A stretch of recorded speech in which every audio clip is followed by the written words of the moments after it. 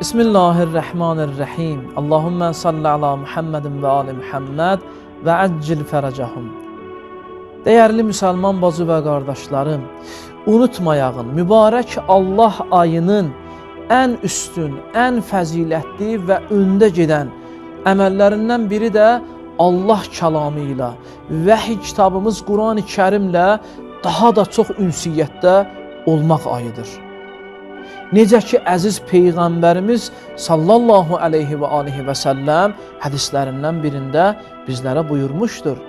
Digər aylarda oxunulan 1000 ayənin savabı mübarək Ramazan ayında oxunulan bir ayənin savabı qədərdir.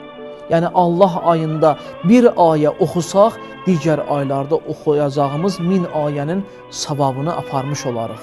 Allah qəlblərimizi Quran-ı Kərim nuru ilə, xüsusilə bu orucluq ayındakı vəhiy kitabımız nazil olmuşdur, daha da qəlblərimizi münəvvər eləsin.